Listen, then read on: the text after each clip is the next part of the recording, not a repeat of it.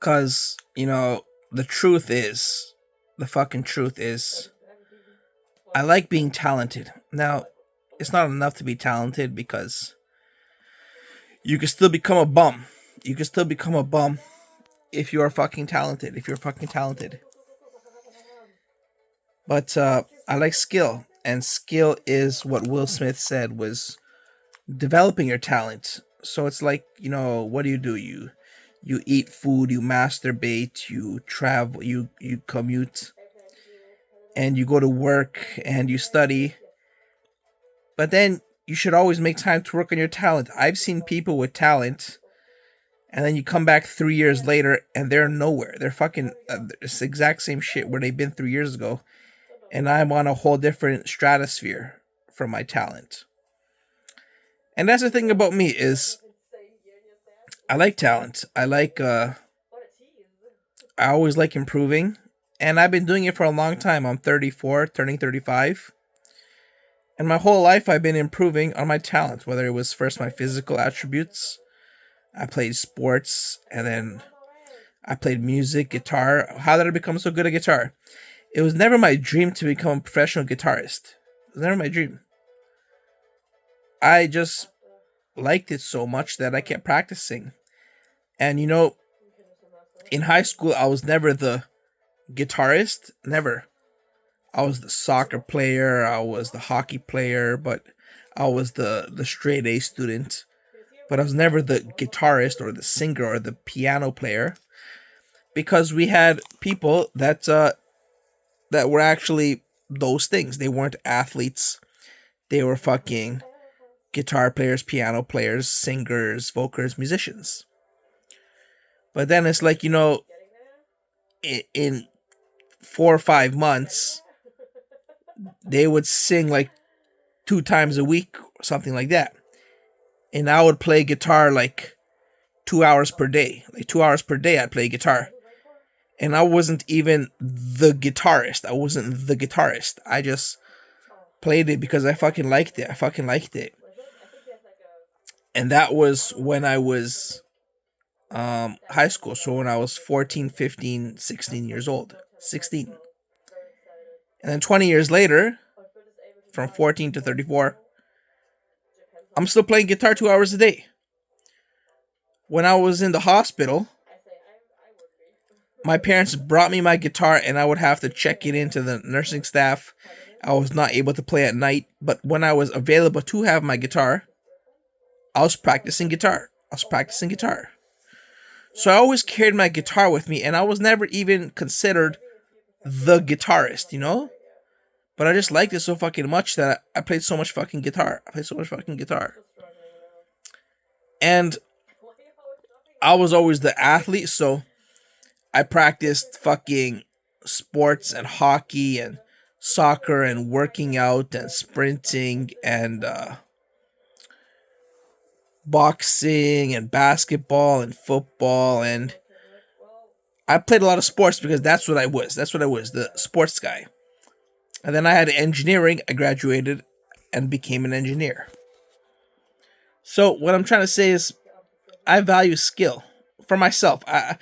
Now, if you like to eat Cheetos and get fat and eat pizza and whatever, I don't give a shit. I appreciate that. It's your passion. I'm not gonna tell you what to do with your life. But for me personally, if a day goes by where I'm not getting better at something, whether it's working out or my natural self or my health or my skills, my talents, my hobbies, like that's why I didn't have a lot of minimum wage jobs, because when I had a minimum wage job, what am I gonna fucking do? All my classmates are working 12-hour days for $9 an hour. That was the rate back then. $9 an hour. For what? What are you gonna do at the end? You're gonna have $2,000 per month, and you wasted all your spare time. You didn't go to summer school. You didn't take any courses. You didn't develop any hobbies. You didn't study anything. You didn't learn cooking. You didn't learn a skill. You did nothing but fucking worked in a retail store for $2,000 a month. Now, if you need that money to support your dying mother in the hospital, I can't. okay, that's a different story. But if you're just working just like the rest of the fucking assholes, $2,000 a month, and me, I quit those jobs because my parents will pay for my Xbox, my parents will pay for my skates, my parents will pay for my Metro Pass, my phone bill, my parents will pay for my TV subscription, my I don't play video games anyways. So my parents will pay for that.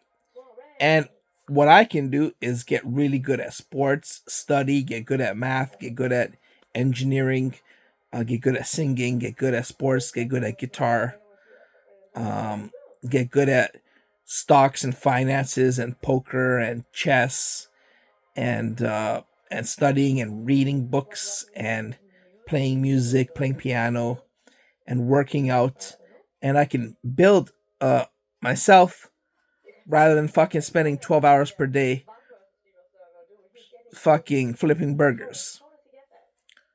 That's gonna lead to nowhere on my resume, especially if I'm studying to be an engineer.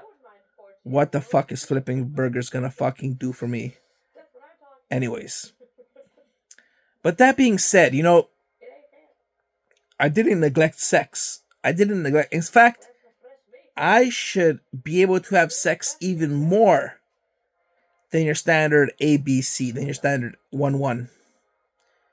Because I'm healthy, I'm intelligent, and I'm motivated.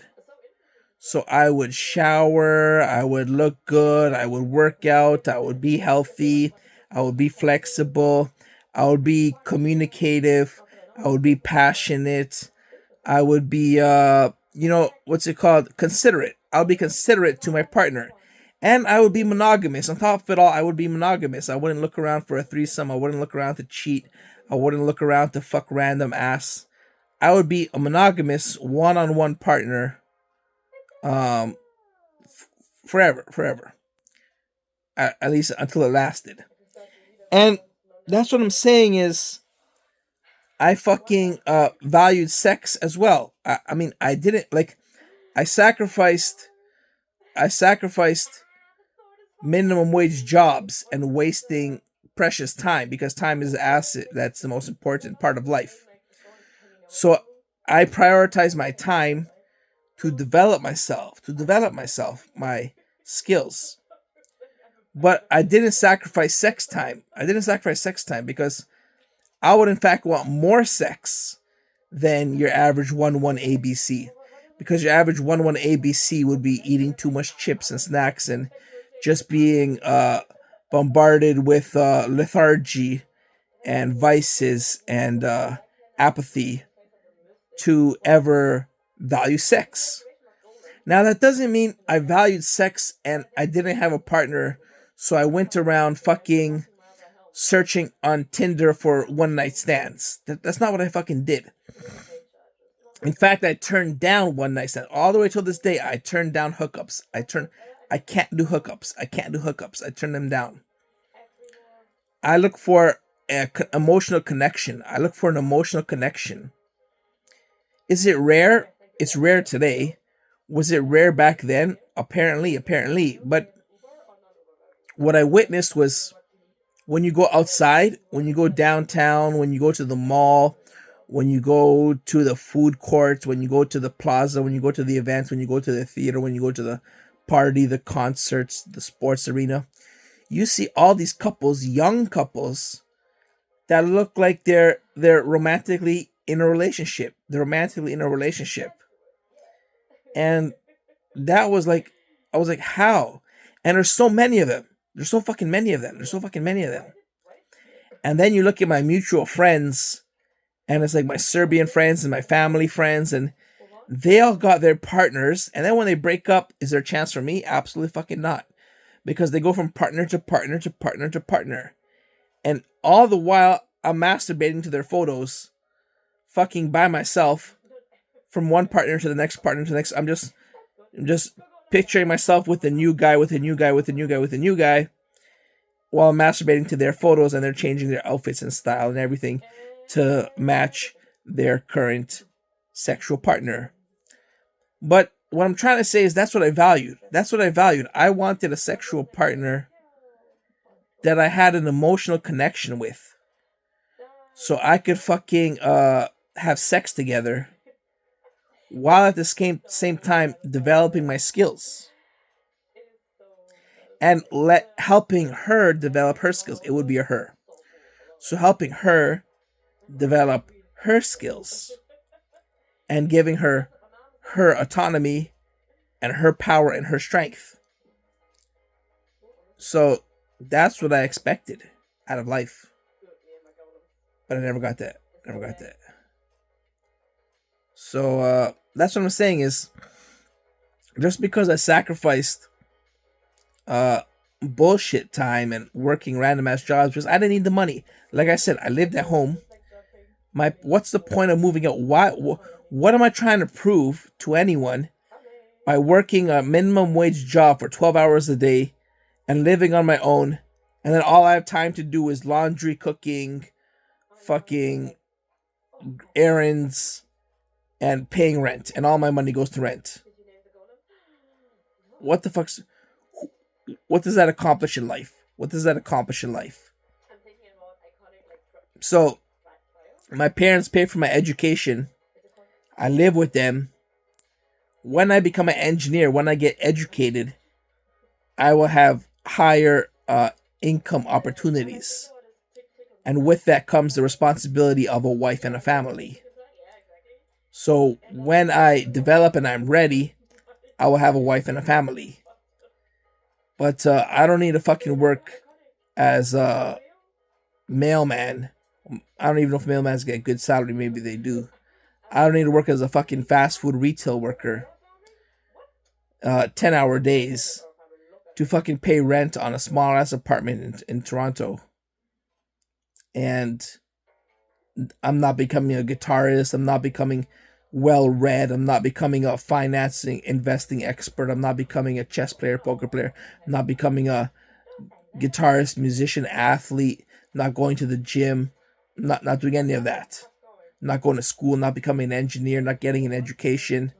Because I moved out of my parents' house to prove I can fucking rent an apartment and live on my own.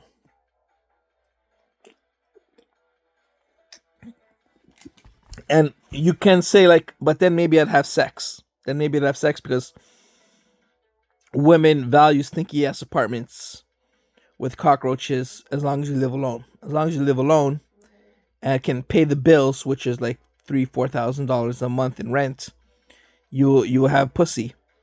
But it wouldn't be worth it. It wouldn't be fucking worth it for me. I would not want to, like I said, ruin my life where I can't live at home and develop all my fucking skills and my education and my qualities and work on myself just to rent an apartment for the sake of pussy. That would not be worth it. That would not be worth it. Ideally, I would want to be able to train and build up my quality, content of character and qualities and personality, while at the same time having sex. With a devout, committed, good-looking partner who share the same values and interests as me, working on themselves, discipline, motivation, ambition, love, one-to-one monogamy, and devotion. That's what would be the ideal case. And, it doesn't seem out of reach. Like, everyone can dream, but it doesn't fucking seem that out of reach in my specific situation because I'm 34, which means I had plenty of time to make it happen. You have your early 20s when you fucking just experience new relationships and making your way out into the world and developing new communication and situationships with friends and girlfriends and partners and everything alike. So that's your early 20s. But then you have your mid 20s, you have your late 20s into your 30s, and that's a long fucking time. That's over 10 years. So you would think that in that time I would be able to find, like I said, the one I'm looking for, shared interests, uh good looking, committed, ambitious, passionate, disciplined, loving Christian partner. And that would, as a side effect, solve my sex problem because I would have all these positive fucking qualities from a partner, and the sex would be naturally pleasant. It'd be naturally pleasant. Who doesn't want to have sex with a good looking person? And that takes effort. That takes fucking effort. If you just fucking get fat, you're less desirable. You're less desirable, and you always desire less someone that is fat. So if you work on yourself and go to the gym, people desire other people that go to the gym. So, and especially if that's the kind of person that you are. So if you are someone that goes to the gym, then why shouldn't you automatically be entitled to a partner that goes to the gym? I mean, it's what you do. Why should you expect anything less than what you are? Why should your standards be lower than what you naturally are? You know what I'm saying? Like, if I'm you don't, with money doesn't come into this context. I don't gotta be a billionaire and expect my wife to be a billionaire. Similarly, if my wife's a billionaire, she shouldn't expect me to be a billionaire. That's how it works in Hollywood, unfortunately. But Hollywood's less than 1% of the population. So for 99% of us, we should meet in the middle of our values, not on money, not on money. Now you should be, successful to an extent. Like, you have some skills and some education and some stuff on your resume, which would help you provide some income and get a job no matter where you two moved and lived. But in terms of like your values, your hygiene, your looks, your fitness, your ambition, your goals, your dedication, your love, your compassion, your generosity, your effort to your partner. You shouldn't just settle for somebody that's gonna play video games and fucking watch Netflix from their early 20s. I mean, that's what you do. That's what my parents do in their 60s. If you're playing video games and watching Netflix in your early 20s, what the fuck am I? What kind of ride am I in for? What kind of fucking ride am I in for? If you're not getting an education, you're not focusing on your career, you're not focusing on the gym, you got no desire to improve upon yourself or put in the effort, the extra motivation. When I am, like, I am doing that. And there are people that will do that. It's a minority of the population, but I mean, those are my standards because that's what I am. I'm part of that minority. So I should fucking expect that my partner is someone out there that has this ambition to fucking be a desirable, one of the few desirable members of society. And that's what I expected. And since I'm 34, I've had ample time to fulfill this goal. Unfortunately, I had zero success. And I look around and I see people that do have that success.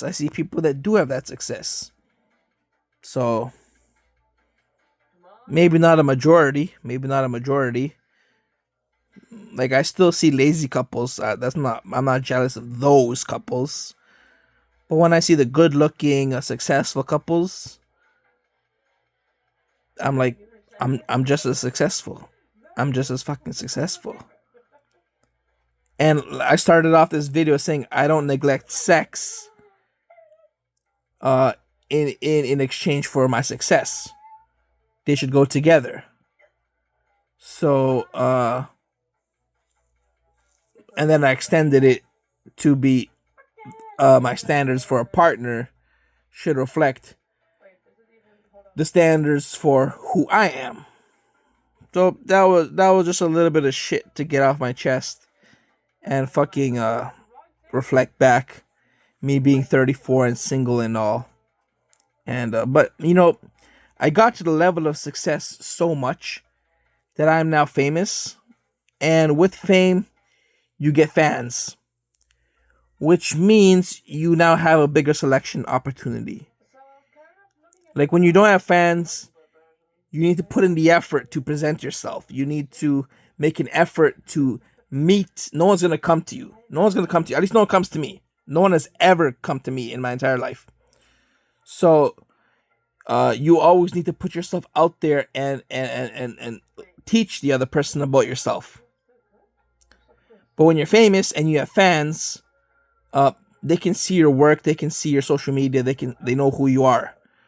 So your fans already kind of know you, and they're automatically into you. They're automatically into you, which means you now have more opportunities, and it's a lot easier to find a partner. So if you're in my situation and you have the success, but you don't have the sex and you don't have the partner, you just have to keep battling one day after another, one day at a time, till you get so successful that you will have a following and fans, whether even if it's just on social media or in YouTube or whatever, or Instagram or Facebook. And you will have fans, and you will that way have a bigger selection opportunity, and it will become easier to find sex and a partner that's on your standards. So there's some free advice as well. There's some free advice as well.